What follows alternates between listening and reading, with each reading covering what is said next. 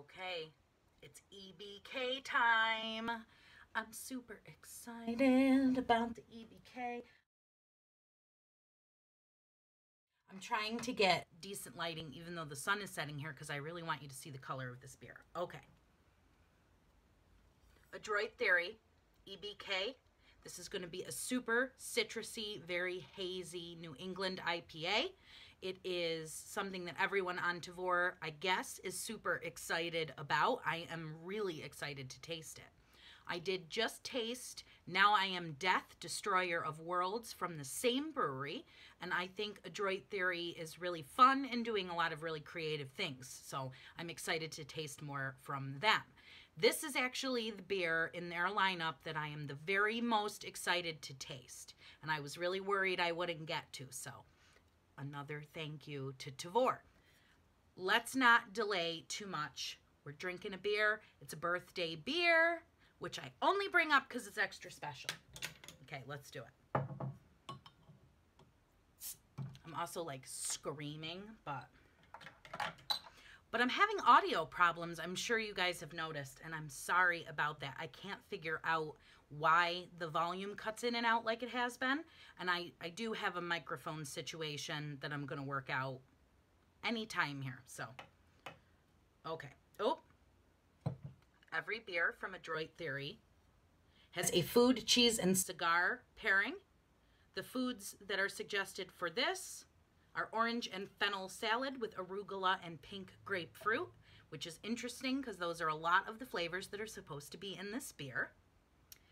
The cheese, Matos St. George. I don't know. Have you had that cheese? I'm sure it's delicious. Perhaps it's a bit brie-like.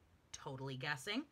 I don't know anything about cigars, so what I will do is I will show everybody the label.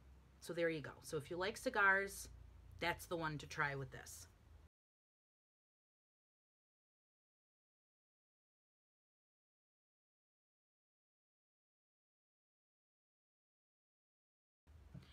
Now the thing that I am most amped about is the color of this beer, so let's just do it.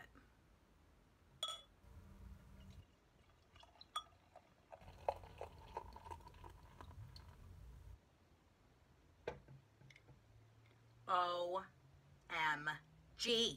or EBK. I'm not sure what EBK stands for, and I will endeavor to find out before this gets to you.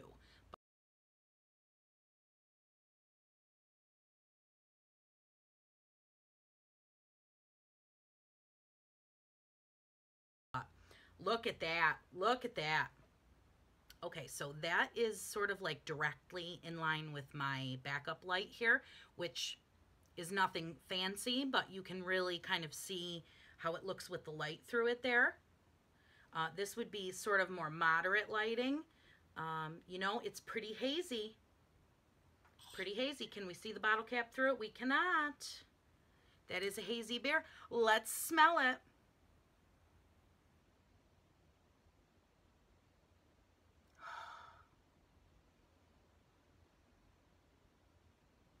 This is the thing that intrigues me about these New England IPAs. There's kind of a smoothie smell, which is not the same sort of fruit that you normally just get from hops, at least in my opinion. The reason people talk about a creaminess, I think, is not just the color, it's actually the aroma somehow. Oh man. So super citrus, lots of grapefruit. I feel like maybe there's some mandarin orange also, which is pretty specific. And I usually feel like gimmicky, frankly, when breweries say that about their beers, but I mean, it's pronounced. So maybe some tangerine also. I would say there's some mango, papaya, maybe even guava. So definitely tropical. It smells a lot like a fruit cocktail. I don't know in other countries if you eat fruit cocktail. In America, we have these little cans. It's a canned fruit, and some of it's just packed in juice, and some of it is canned in like a syrup. But it's just canned fruit all mixed up together, and that's absolutely what this smells like. We have some pretty magnificent head retention there. I think, you know, largely, I don't know how useful that really is to talk about, but for those of you who like to know, I would say that it's moderate. Oh my gosh, we're going to taste it. Are you ready? Are you ready to taste it? Oh my gosh.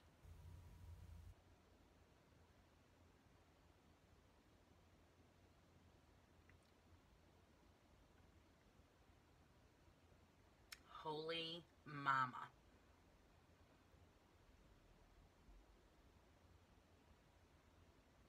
I'm sitting right back about it.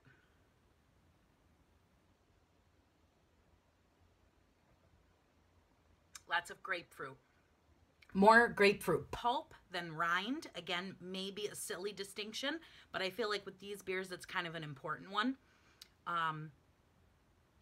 It's boozier than the pseudo-sue by quite a lot. There's definitely an alcohol taste.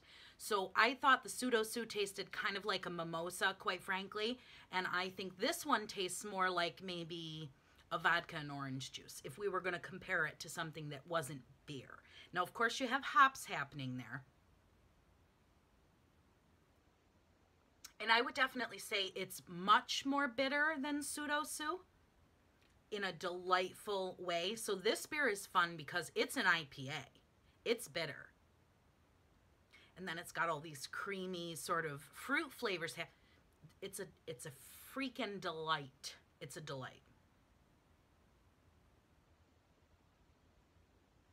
I feel like I'm being ridiculous. I've been really looking forward to this beer.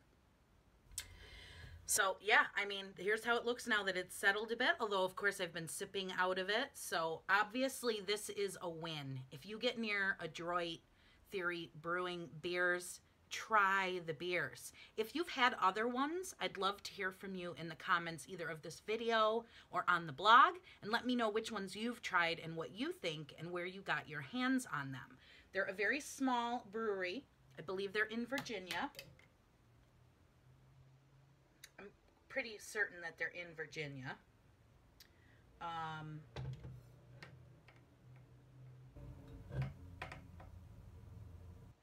Well, I mean, of course I can't find it right now. We'll confirm. We'll confirm. Great label art, super fun beer names, respectable beers that are also innovative. This is really one to watch. So yeah, let me know what you think. You know, let me know what you're excited to see me drink from the Tavour unboxing. That video released right before this one, so you can check that out and let me know. Mostly, I'm really glad that you joined me to have another beer and shared this very special birthday beer with me. I really, you know, am enjoying kind of getting to know everybody and sharing some of my beer hauls with you guys. So check out the blog if you have not already. Please remember that you can like this video, you can subscribe, which we would really love it if you did. You can follow us on social media, and then we can be involved in each other's real-time beer stories. We also try to circulate some news as well as new release announcements, which are pretty fun. So thanks again. I'll see you next time. Cheers.